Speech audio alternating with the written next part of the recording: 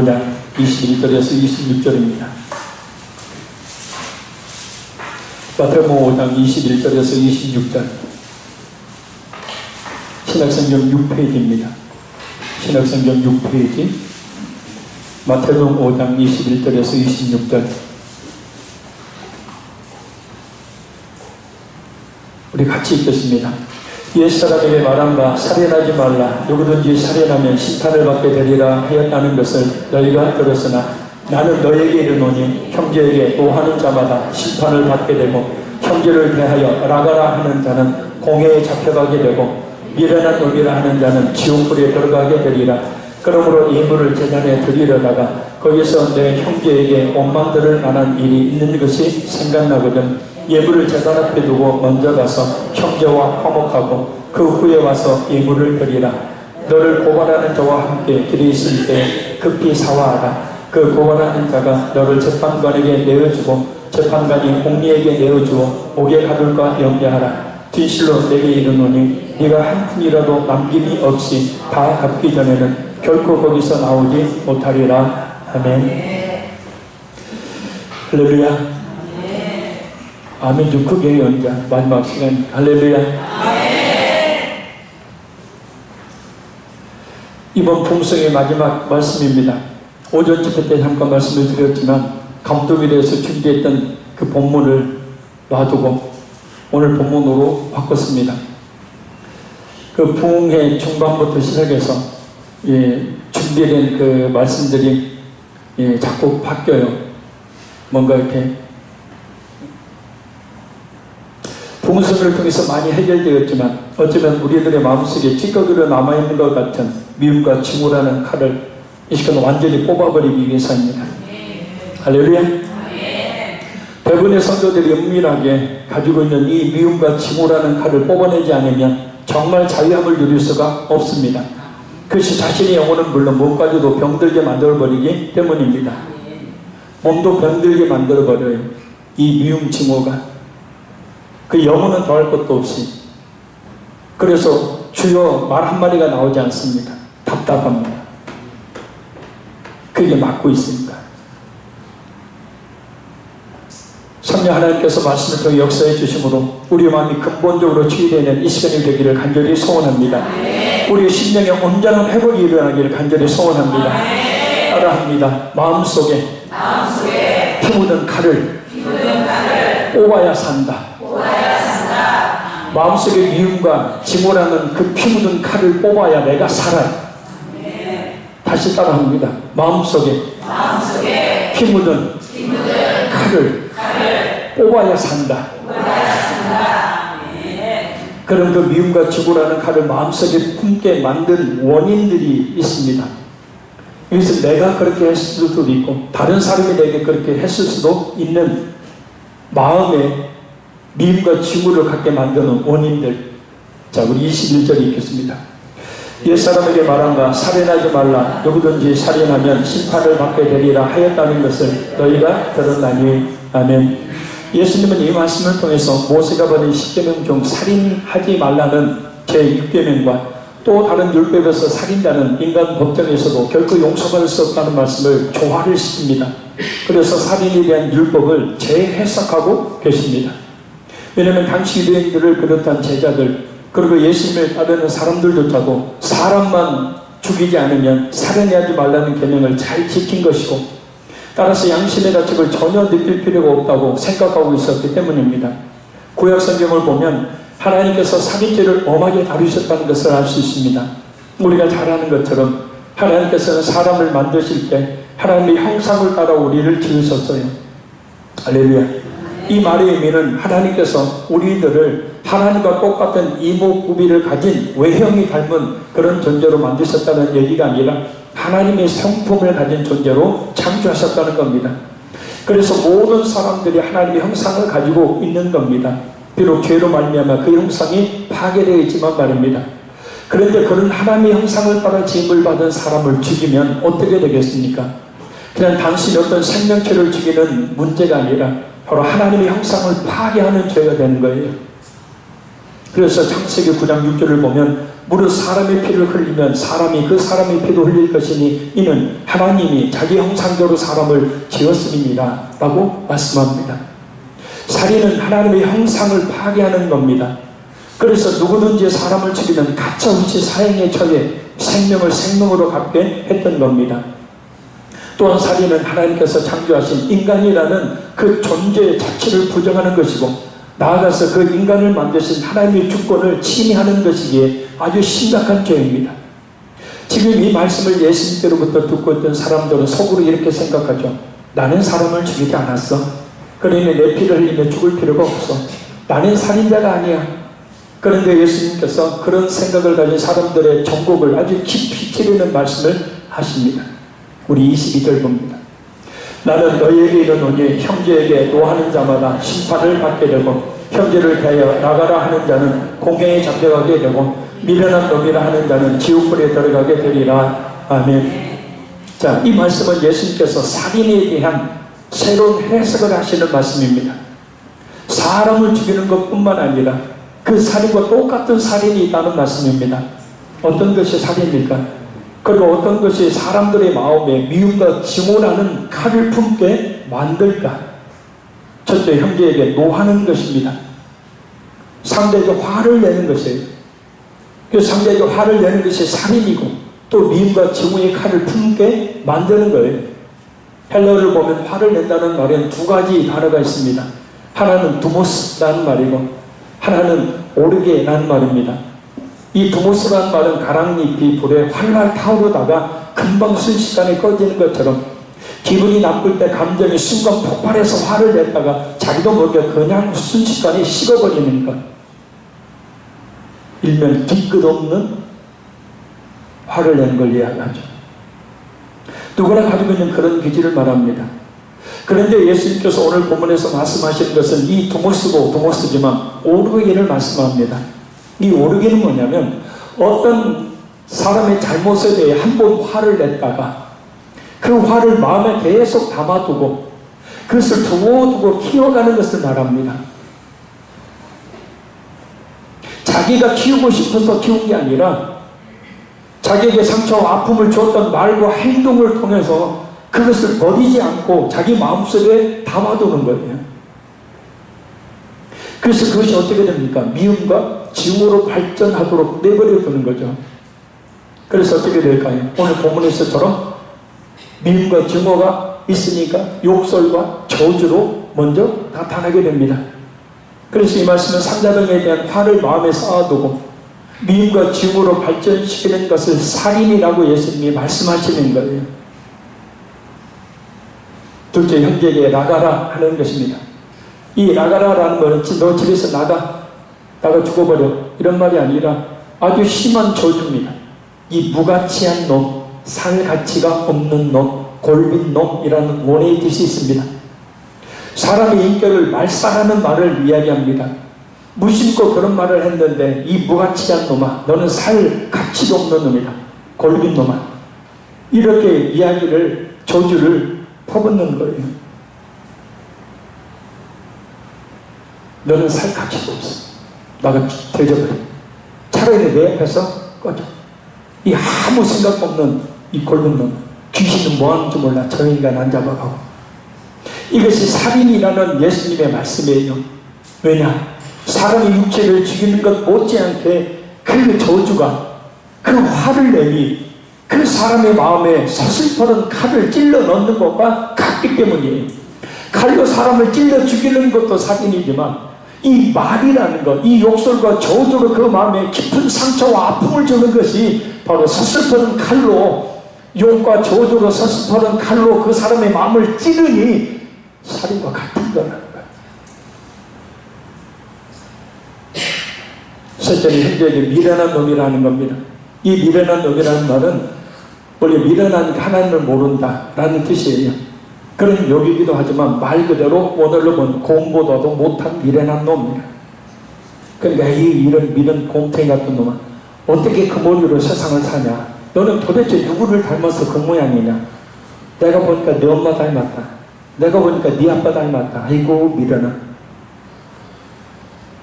이렇게 인격을 짓밟는 것이 살인이라는 거예요.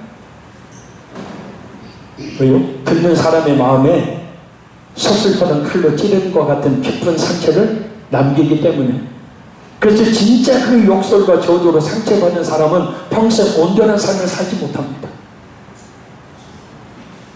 외상후 스트레스, 외상후 뭐죠? 스트레스 장애?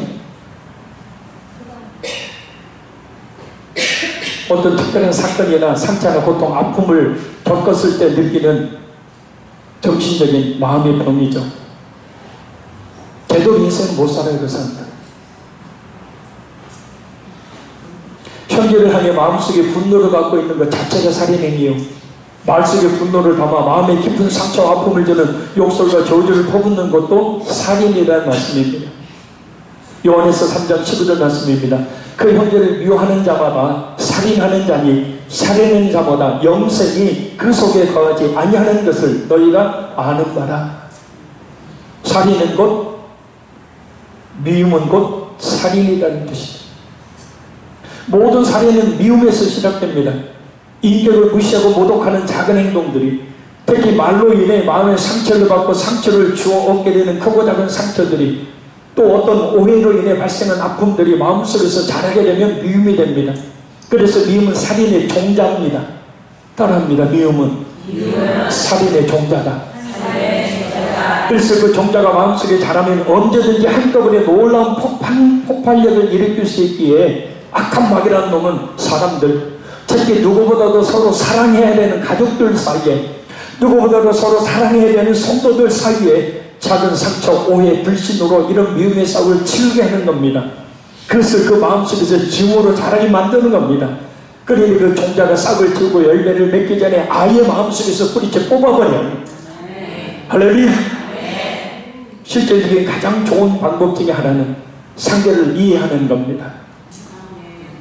이해라는 말은 영어에서 understand죠. under, 뭐 아래, stand, 서다. 이해는 상대 아래 나를 두는 거죠.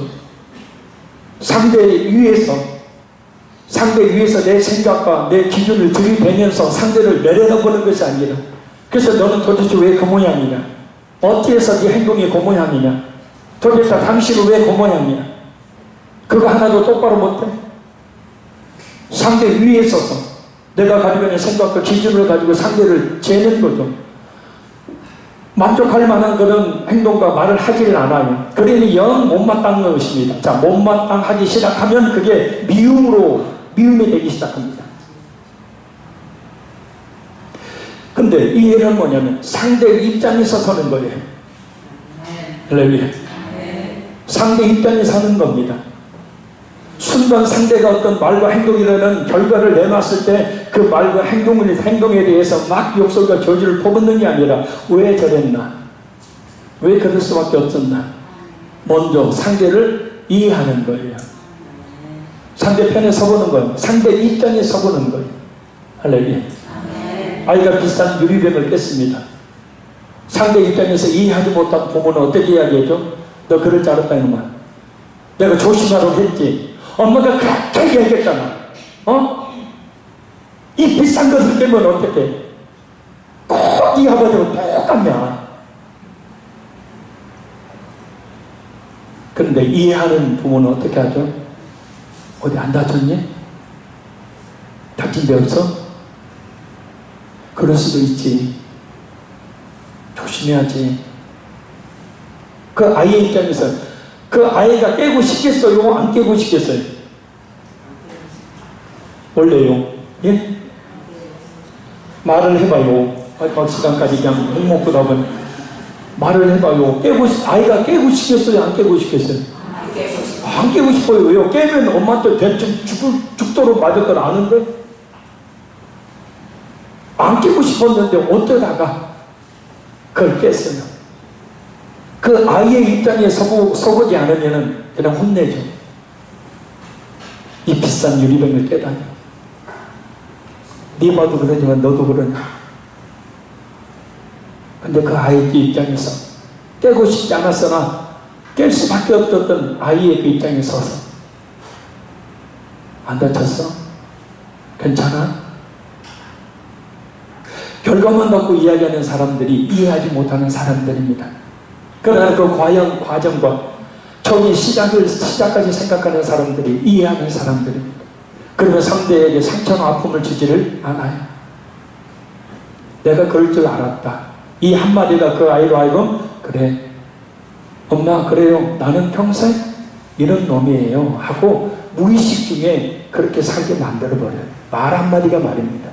어디 보면 야고보 말씀에 말 한마디가 배의 키와 같다라 그랬죠. 인생의 수리바퀴라 그랬어요. 혀가.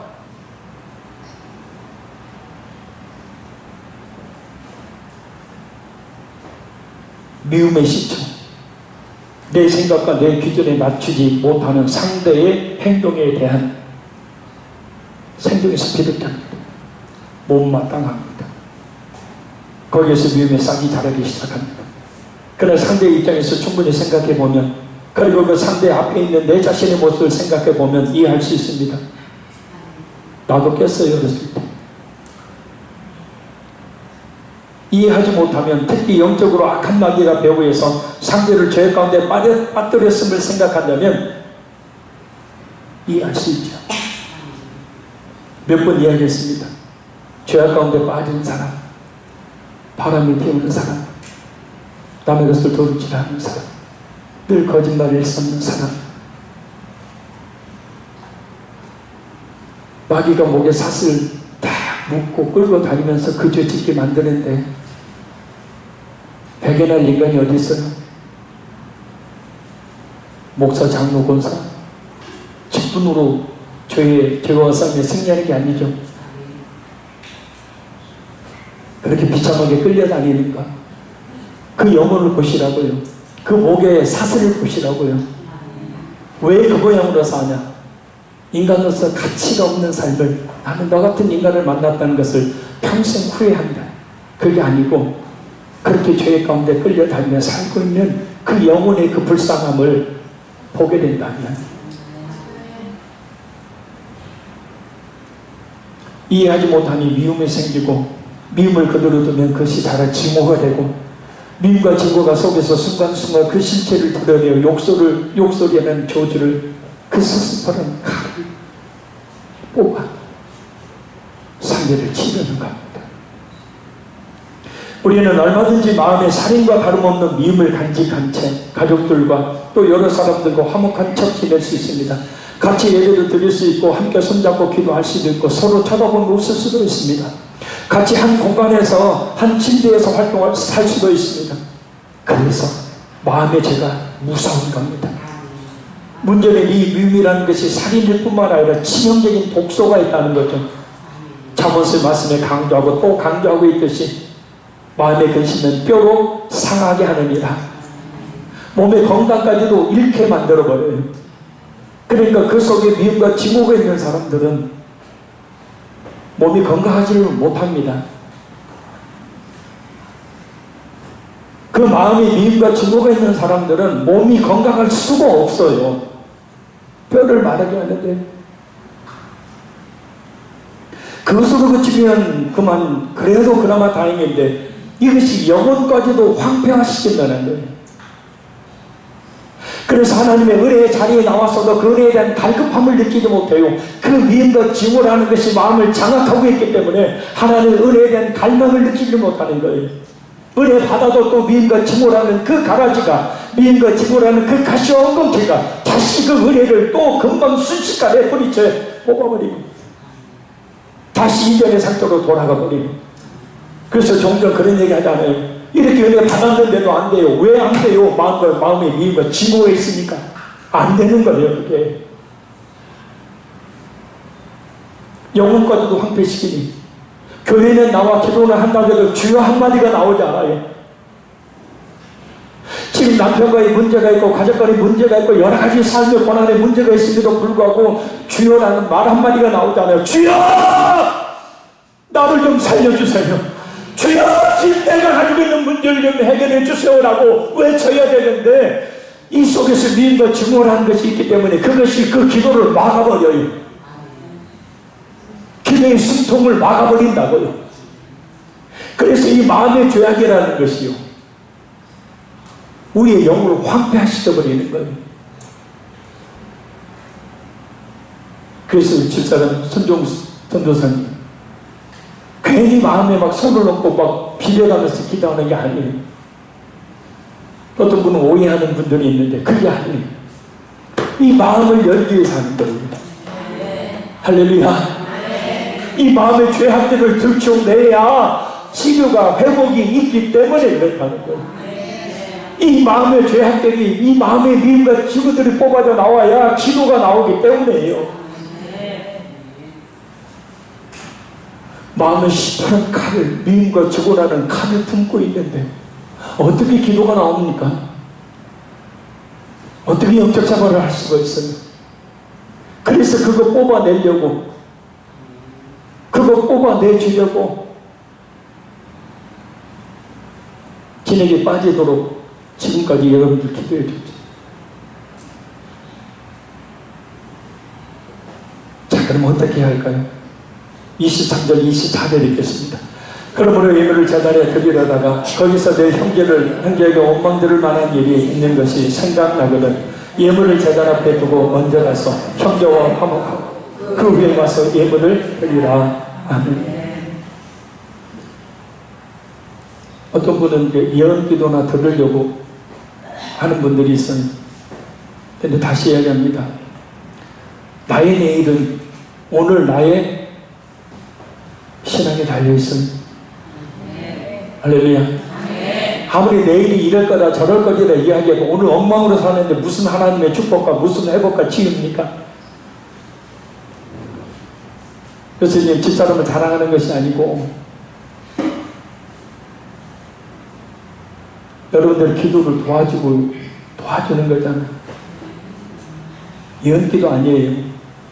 여러분의 심령 속에 있는 죄악을 들춰내고 그것을 만져 치료하고 회복시키는 것. 괜히 철학 박사, 집사관, 목회학 석사 괜히 써놓은 게 아니에요. 자랑하려고 쓰는 게 아니고 성경적으로 이 집회가 성경적으로 하는 집회라는 사실을 이야기하고 싶은 거예요. 신뢰를 주고 싶어서. 비성경적인 예언이나 들으려고 하는 그런 집회가 아니고 예언하려면 얼마든지 하죠. 문제는 따라합니다. 문제는 내 안에 있습니다. 자, 이 24절 25절 말씀이 무슨 말씀입니까? 미움과 증오를 버리지 않으면 하나님과 관계가 막힌다는 뜻이에요. 그래서 예물을 제단에 드리려다가 라는 말씀하시는데 이 말씀은 왜 이 말씀이 나오냐면 레위기 2장 13절에 보면 이런 말씀이 나와요. 네 모든 소재물에 소금을 치라. 내 하나님의 언약의 소금을 네 소재에 빼지 못할지니 네 모든 예물에 소금을 드릴지니라. 그러니까 모든 제물에 뭘 뿌려야 되냐면 소금을 뿌려요. 이 소금은 뭐냐면 말씀 그대로 계약, 화목 의미입니다. 그래서 소금이 빠진 제물, 즉 화목이 없는 상황에서 드린 제물은 하나님께 드릴 수가 없었어요.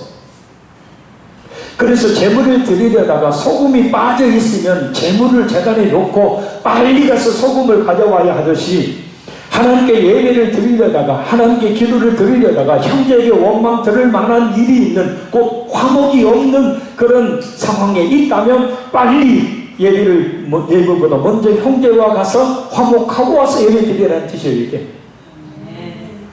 하나님께 나온 데 있어서 있던 거에 관계가 막혀 있으면 하나님과 관계도 막힌다는 뜻이에요. 이게 아멘. 마가복음 11장 25절 말씀입니다. 서서 기도할 때 아무에게나 혐의가 있거든 용서하라. 그리하여야 하늘에 계신 너 아버지께서도 너희 허물을 사하여 주시리라. 마태복음 6장 14절 15절 말씀입니다. 너희가 사람의 잘못을 용서하면 너희 하늘 아버지께서도 너희 잘못을 용서하시려니와 너희가 사람의 잘못을 용서하지 아니하면 너희 아버지께서도 너희 잘못을 용서하지 아니하시리라. 그래서 성경은 하나님 앞에 나와 예배를 드린 것도 예배지만 삶 속에서 하나님의 말씀대로 순종하는 것도 예배라고 로마서 12장 1절에 말씀합니다. 그러므로 형제들아 내가 하나님의 모든 자비하심으로 너희를 권하노니 너희 몸을 하나님이 기뻐하시는 산 제물로 드리라. 이것이 너희가 드릴 영적 예배입니다. 그래 내 자신을 내 자신을 가정에서, 교회에서, 세상 속에서 내 자신을 하나님께 드려지는 제물로 내 자신을 바치라는 거예요. 근데 그 제물에 뭐가 없으면 안 된다고요? 화목이 없으면 안 된다고요. 그럼 왜 분명 하나님을 향해 그런 미움을 가진 것도 아닌데 하나님께서는 사람을 미워하고 증오하는 마음을 가지고 드리는 예배 자체를 받지 않았을까? 그것은 형제에 대한 범죄. 특히 형제의 마음을 상하게 하는 것은 곧 하나님께 대한 범죄이기 때문입니다. 고린도전서 8장 11절 말씀 잘 들어보세요. 이같이 너희가 형제에게 죄를 지어 그 약한 양심을 상하게 하는 것이 곧 그리스도에게 죄를 짓는 것이니라. 그러니까 어떤 형제에게, 가족에게, 어떤 성도에게 상처나 아픔과 고통을 주는 것은 누구에게 죄를 짓는 것이라고요? 예수님께 죄 짓는 것이라고. 그래서 예수님께 죄를 지으며 기도한들, 예배를 드린들 하나님께서 그 기도와 예배를 받으시겠느냐라는 거죠. 우리가 잘 아는 이사야 1장 15절 말씀은 하나님 우리가 기도하면 귀 돌리시고 귀 막으시고 등 돌리시고 눈 감으시고 많이 기도해도 그러신다고 그랬죠. 대부분의 사람들은 다른 사람을 미워하여 상처를 주는 범죄를 하나님께 대한 범죄로 생각하지 않습니다. 그냥 사람과의 문제라고만 생각합니다. 또한 사람들은 이 미움의 죄를 별로 대수롭지 않게 여깁니다. 왜냐하면 눈에 보이는 피해를 입히지 않았다고 생각하기 때문입니다. 즉 마음으로 미워했을 뿐 진짜 행동으로 옮기지 않았기에 범죄라고 생각하지 않는 거예요. 그래 이것을 알아야 합니다. 오늘 본문에서도 언급하고 있듯이 미움을 행동으로 옮기지 않았다는 사실 하나만으로 우리가 하나님과 화목한 관계를 누리고 풍성한 교제를 누릴 수 있는 것이 아니라는 겁니다. 용서하지 못하는 마음과 사람을 향한 미움으로 맺힌 마음을 가지고 살아가는 것은 마치 서슬처럼 피 묻은 칼을 가슴에 품고 살아가는 것과 같습니다. 하나님께 진실한 마음으로 예비를 드리면 하나님께서 주신 은혜로 말미암아 죄사함의 은혜가 임하죠. 평안이 있죠. 기쁨이 있죠. 감사가 있죠. 이런 놀라운 영적 힘이 공급됩니다. 그런데 아무리 기도해도 찬양해도 예배드려도 집회에 참석해도 그때뿐인 경우들이 있어요. 은혜 받는다고 해도 그 오래 가지 못합니다. 마음이 답답합니다. 이 속에 뭔가 막힌 것이 있는 것 같습니다. 뭐가 막힌 것이 내 속에 돌덩이 같은 것이 있는 것 같습니다. 주여라는 소리조차도 나오질 않습니다. 왜 그럴까요? 종교개혁자 칼빈이 이런 말을 했어요. 우리로 하여금 거룩한 성도의 삶을 사지 못하도록 가로막는 가장 큰 적은 우리 안에 있다. 그래서 오늘 본문에서 우리 예수님께서 언급하셨던 우리 안에 있는 마음의 죄를 해결해야 되는 거예요. 사람들이 가장 많이 가지고 있는 미움과 증오의 칼을 뽑아내야 합니다. 그러기 위해서 먼저 형제와의 문제를 해결해야 돼요. 미뤄서는 안 됩니다. 25절 말씀처럼 급히 사과하라.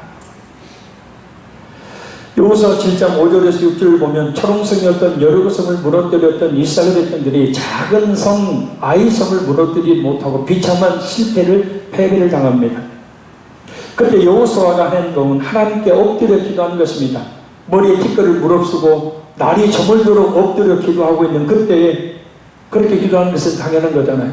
근데 그때 하나님께서 나타나셔서 여호수아에게 여호수아 7장 10절을 보면 이렇게 말씀합니다. 일어나라. 어찌하여 이렇게 엎드려 있느냐. 무슨 일입니까? 하나님께서 이스라엘을 그 위기 가운데서 벗어나게 하는 방법을 말씀해 주셨는데 바로 여호수아에게 지금은 기도하는 것이 먼저가 아니고 이스라엘 가운데 숨겨진 죄를 찾는 것이 먼저라는 거예요. 아멘. 실패의 원인이 이스라엘 안에 숨겨진 죄이기 때문이죠. 은밀한 죄를 발견해서 그것을 제거할 때 비로소 승리할 수 있다는 거예요. 우리 마음속에 숨겨져 있는 죄악을 발견해 그것을 제거하는 것이 그래서 우리에게 있어서 가장 급한 문제이고 그것이 하나님의 축복을 받게 하는 비결이라는 뜻입니다. 거꾸로 뒤집어서 보면 마음속에 있는 죄를 제거하지 않으므로 실패의 삶을 살게 된다는 거예요. 육적으로도 영적으로도. 자, 그래서 예수님 뭐라고 말씀합니까? 우리 25절 26절 같이 읽습니다. 너를 고발하는 자와 함께 길에 있을 때 급히 사화하라. 그 고발하는 자가 너를 재판관에게 내어주고 재판관이 영리에게 내어주어 옥에 가둘까 염려하라. 진실로 내게 이르노니 네가 한 푼이라도 남김이 없이 다 갚기 전에는 결코 거기서 나오지 못하리라. 아멘. 급히 사과하라. 미루지 말라는 뜻이에요. 어떤 문제로 인해서 서로 미워하고 분노하고 대적하는 관계가 됐습니다. 그리고 서로 소송을 걸어서 재판날이 되었어요. 재판장을 향해서 두 사람이 가다가 길가에서 만났습니다. 그럼 법정이 서기 전에 먼저 급히 서로 화해하라. 기억하십시오. 이 말씀을. 네가 한 푼이라도 남김이 없이 다 갚기 전에 결코 거기서 나오지 못하리라. 자, 이 말씀은 그런 미움과 증오의 문제를 마음속에 간직한 채 그 문제가 해결되지 않으면 영적으로 결코 거기서 나오지 못하리라. 감옥과 같은 영혼의 곤고함과 눌림에서 벗어나지 못한다는 뜻이에요. 그러니까 그 마음속에 미움과 증오가 있는 사람들은 늘 영적으로 공고해요. 늘 영적으로 눌려있어요. 표정이 굉장히 어둡습니다. 눌려있기 때문에요. 말 한마디도 제대로 하기도 힘들어요.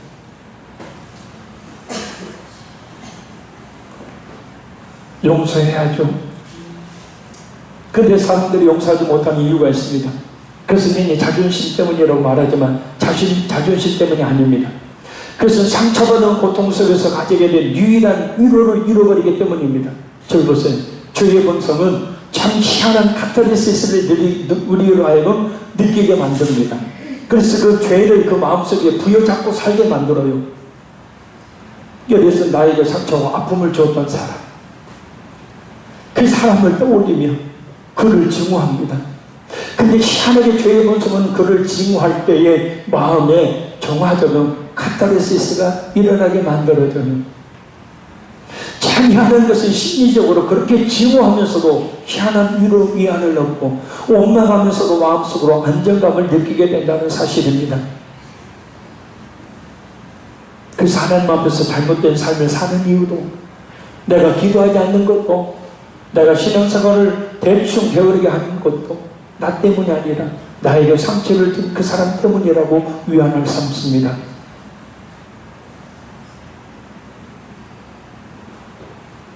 내 사정과 형편을 아는 가족들이, 내 사정과 형편을 아는 사람들이 힘들겠다고, 남편이 그래서 힘들겠다, 자식이 그래서 힘들겠다고 말해주면 눈물이 확 쏟아집니다. 그때 정화정이 일어나는 거예요.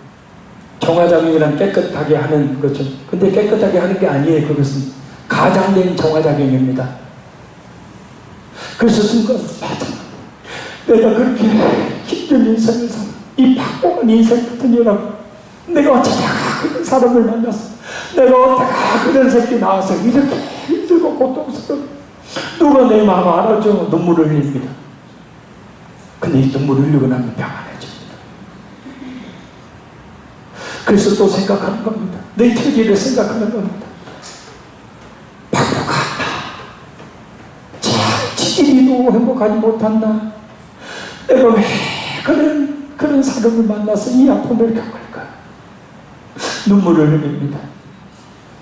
마음에 이상한 정화적인 게 일어납니다.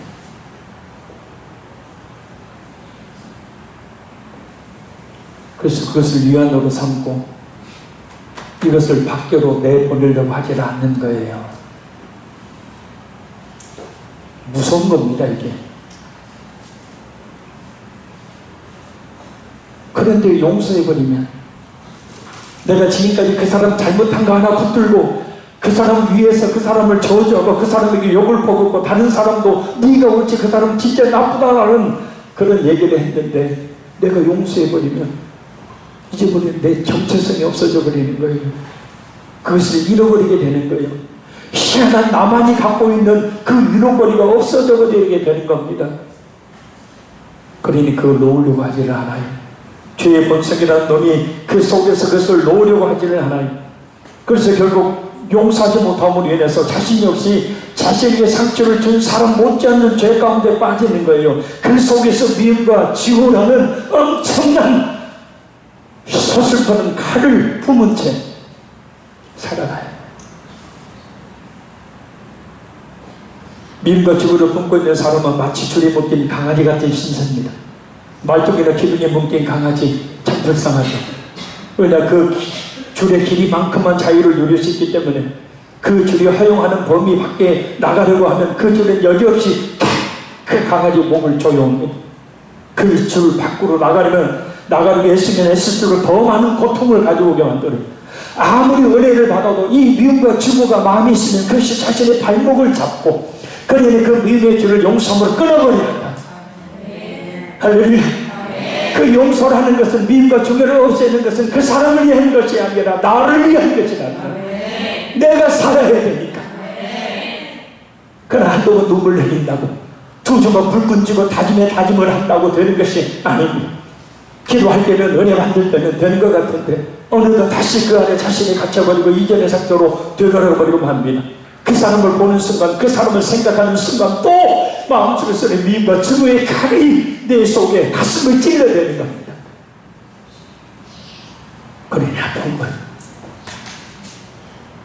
그 사람만 생각하면 가슴이 아픈 거예요. 그 사람이 나한테 했던 행동만 생각하면 고통스러운 거예요. 왜요? 미움과 증오의 칼이 그 속에서 자신의 마음을 찔러대니까. 쳐다볼 때마다 움찔하는 순간 그 칼이 내 마음을 찔러대. 생각하는 순간 움찔 그 칼이 내 마음을 찔러. 나로 하여금 온전한 삶을 살지 못하게 만들어버려. 풀지 않으면 미움의 문제는 마음속에 있는 하나님의 사랑을 메마르게 하고 충만한 은혜를 금방 사라지게 해서 결국 우리의 영적 생활 자체를 메마르게 만들어버립니다. 그것이 오랜 시간을 거쳐서 서서히 쌓여진 것이라면 참 돌이키기가 어렵죠.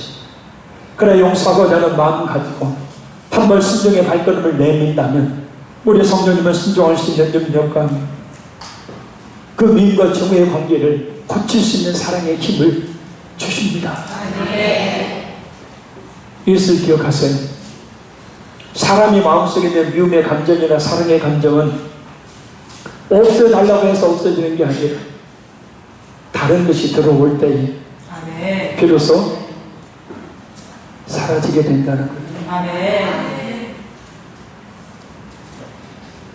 물을 여기 보십시오. 물 줄 때 됐죠? 컵이 있어요. 이 안에 있는 미움과 증오라는 거 없애려면 어떻게 해야 되냐? 미움과 증오 없애주세요 되는 게 아니라 다른 감정인 사랑의 감정을 부으면 돼요. 그럼 쏟아져 나와요. 그래서 십자가의 사랑. 그래서 그리스도의 사랑이 우리에게 절대적으로 필요한 거예요. 내 노력으로 되는 게 아닙니다. 세상에서는 죄를 많이 지은 사람이 먼저 용서를 드려야 되고 상처를 더 많이 받은 사람이 사과를 받아야지만 하나님의 나라에서는 하나님의 은혜를 더 많이 받은 사람이 먼저 가서 자기와 원수 맺는 사람을 용서하고 맺힌 것을 풀어야 합니다. 24절에서 먼저 가서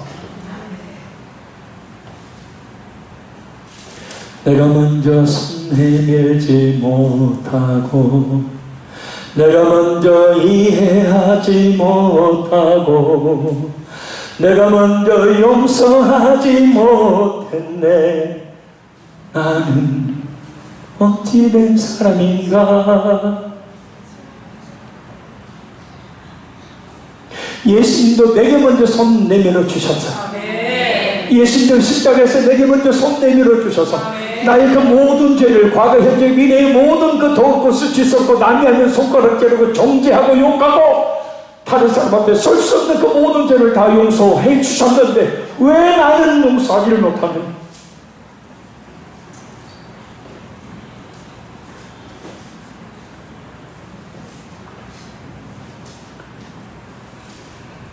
때로 자신에게 상처 주고 고통을 준 사람을 용서하는 것은 죽는 것보다 더 힘든 일일 수 있습니다.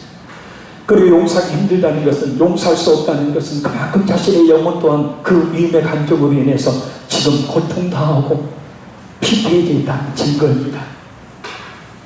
왜냐, 그 칼이 그 사람을 볼 때마다 내 마음을 찌르고 그 사람을 생각할 때마다 내 마음을 찔러 고통을 주기 때문입니다. 그러나 그리스도께서 우리 자신의 그 수많은 부끄러운 실수는 용서받지 못할 죄악들을 묻지 않으시고 용서해 주셨음을 믿는다면 얼마든지 용서할 수 있습니다. 이런 말이 있어요. 비밀스러운 기쁨을 경험하지 않고는 슬픔을 이길 수 없고, 사랑을 경험하지 않고는 미움을 버릴 수 없다. 하나님을 통하여 느꼈던 죄사함에 대한 감격이 용서를 가능하게 한다는 말입니다. 사도 바울이 동족인 유대인들의 수많은 핍박 속에서 내면 세계가 상처로 얼룩진 사람이 되는 대신에 사랑의 사도가 될 수 있었던 것은 자신이 죄인 중에 괴수였지만 예수님으로 말미암아 용서를 받았다는 감격에 사로잡혔기 때문입니다. 편한 장대교회에 일어났던 놀라운 그 회개 역사, 부흥의 역사 가운데 남편이 다른 여자와 바람을 피우고, 바람을 피우는 것으로 그치는 것이 아니고 버젓이 집에 데려와 첩으로 데려가 삽니다. 날마다 더군다나 남편 그 첩에게 밥상까지 차려오라고 이야기합니다. 너무 고통스럽습니다. 죽어버리고 싶습니다. 그걸 볼 수가 없습니다.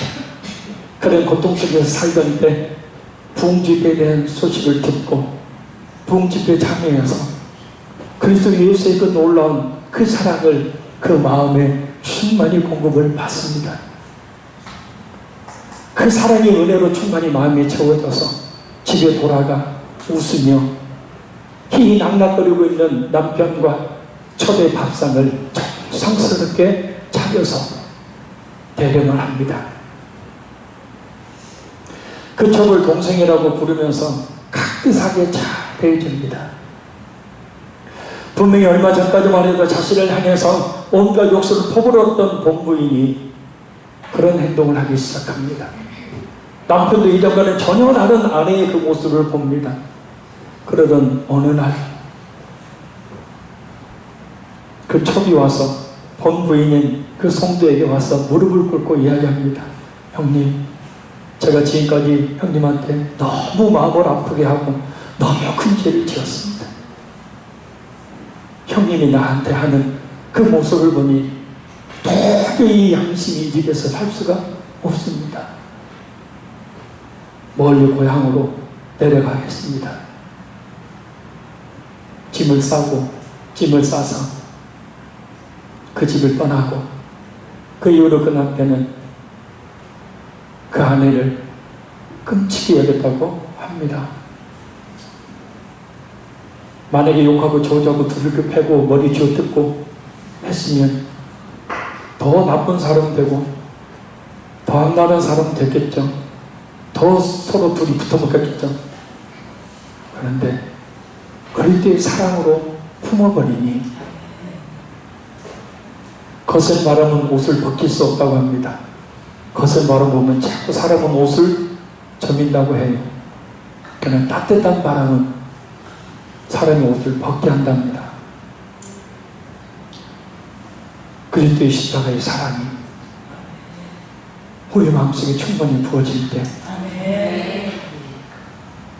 우리 심령 속에 사랑이 넘칠 때 자연스럽게 시퍼런 미움과 증오라는 칼이 우리 마음속에서 뿌리채 뽑히게 될 줄로 믿습니다.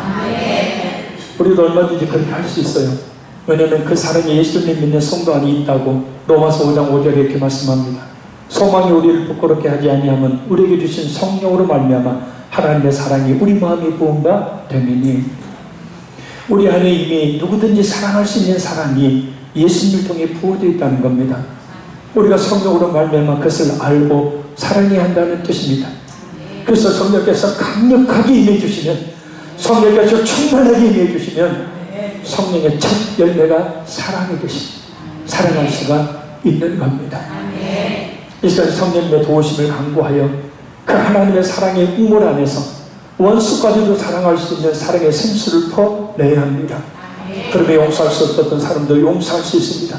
쳐다보기도 싫었던 사람을 향해서도 불쌍한 마음이 들며 용서할 수 있습니다. 오래 묵은 원한도 원에서 뿌리가 뽑히는 놀라운 은혜를 체험할 수 있습니다. 성령은 그래서 우리 마음속에 거하시는 것입니다. 그래서 성령이 우리를 도우시는 분이라는 말씀의 뜻입니다. 성령은 우리의 연약함을 증명하시기에 우리를 도와주신 분입니다. 그러니 성령을 구해야 합니다. 사랑할 수 없다. 도저히 우리는 하나가 될 수 없다. 그 사람이 먼저 빌기 전에는 내가 왜 내가 먼저 빌어야 돼요? 그 사람이 잘못했는데 나는 도저히 그렇게 할 수 없어요. 마귀 소리죠. 성령의 도우심을 전혀 간구하지 않은 채 그저 미움과 죽어나는 죄에게 자신을 방임하며 어쩔 수 없다라는 체험 속에서 사는, 그래서 행복할 수 있는 시간들을 불행으로 살아가는 그런 일이, 그런 어리석음이 없어야 합니다. 누가복음 6장 32절 말씀. 너희가 만일 너희를 사랑하는 자만을 사랑하면 칭찬받을 것이 무엇이냐? 죄인들도 사랑하는 자는 사랑하는 거예요. 나한테 잘해주는 사람한테만 잘해주면 그게 뭔 사랑이냐? 라는 예수님의 말씀이에요. 그래서 어떻게 되면 내게 미움과 증오의 대상은 내게 하나님의 사랑, 예수님의 십자가의 사랑이 어떤 것인지 내게 알게 해주는 전도입니다.